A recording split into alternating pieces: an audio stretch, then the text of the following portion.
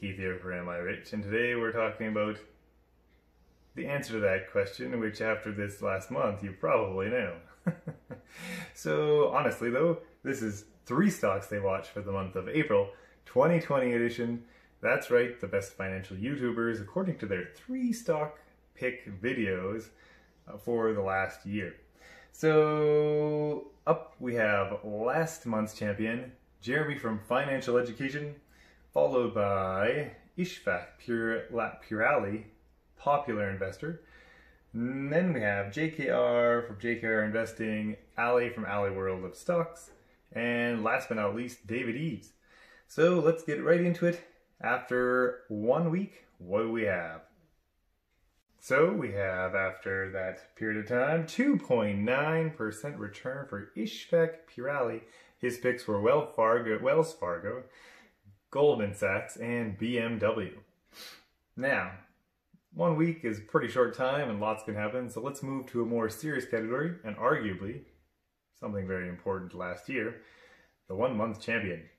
So yeah, after 1 month, JKR-Investing, he was at number 1. He's one of my favorite YouTube channels. I know it's not that pretty of a YouTube channel. Not saying it's not as good as mine, but it's probably better than that even. But honestly, yeah, great investing strategy. Often he has a very sound investing strategy. I really recommend checking out his channel after you subscribe here. But his picks were United Rentals, FedEx, and a fairly rocky stock, which was Boeing. So BA, that's right. 4.4% was the return. Pretty good for that time, and the champion for 1 month. Now, let's move along and see how our other contestants fared later on. After 1 quarter, the markets probably got a little bit rocky because nobody was ahead of the S&P, this little dash line, except for the number 1 place, which was now Ali World from Ali World of Stocks. Ali, his picks were ABBV, Constellation Brands, ticker symbol STZ, and ROKU, which ROKU was probably his best pick. And he actually said he wasn't too bullish on it, so he didn't really know if that was the best pick, but he picked it anyways.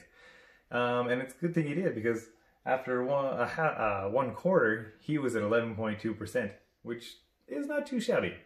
So if we move along to 1 half-year results, as they say in England, it's 18.9% still for Ali from Ali's World of Stocks. And since we already mentioned his picks, and we mentioned Ishfaaq's picks, the third one on the list is David Eaves. His picks were, he only had 2 picks. His picks were AMGN and Tesla. So he was at minus 7.3. Again, not great, but I just mentioned Tesla, and if anybody has been tracking Tesla over the last year, they know January was a good time. So the half-year results, that didn't really include that, but let's see if he does a little bit better in the end. And sure enough, yeah, that Tesla pick really helped David Eaves move right to number 1 at the end of the year, and he is our big champion. 42%, not too shabby, considering most people are in the negative. The S&P was even minus 9.9% after 1 year. So yeah, great picks. And then if you look at our little follower there, that's Jeremy from Financial Education. He came in at 2nd place with 26.2%, and his picks were FIZZ, Fizzy McDizzy, and Tesla. That's right, Tesla. Tesla was, after all, the best stock of all the 3 stock pick stocks that were mentioned last April. And no surprise, because it did so well, and it hasn't even crashed that bad in the recent crash. It's helped, you know, a few investors do quite great.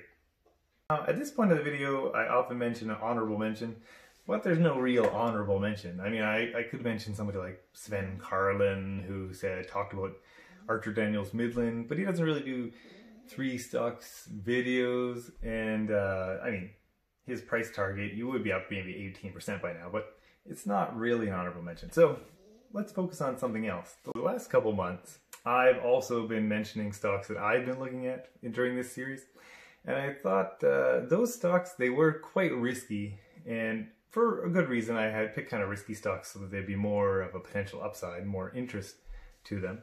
But this month I thought I'd transition towards maybe some companies that had a little bit more robustness to them. So recently I've also been looking at the TSX Venture stock listings, and one of the companies that I came across was Photon Control. Photon Control, if you haven't heard of it before, it's a semiconductor temperature sensor manufacturer, and that's their main market. They also do a little bit of a temperature sensor for medical devices, but that's their main business. They're a small company because they're on the TSX Venture, but the thing about them is they've had a backlog of these temperature sensors for manufacturers of semiconductors for several years now, and that backlog, it did shrink a little bit when there was a contraction last year or so for the semiconductor market because they had an oversupply.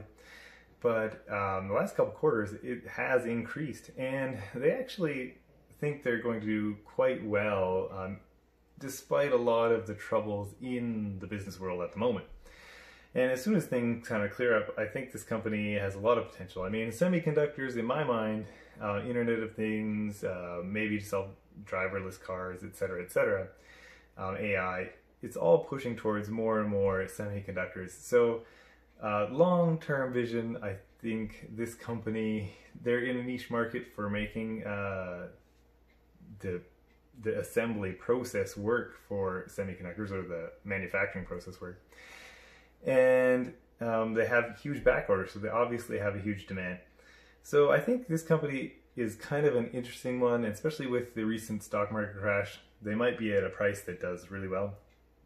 But I'd love to know what you guys think. Feel free to let me know what you guys think of Photon Control, or if you have any comments on any of the great stock pickers here, whether it's Jeremy from Financial Education, JKR, or this year's champion, David Eaves. Yeah, I hope you liked that video. Thanks for watching, and we'll talk to you in the next video.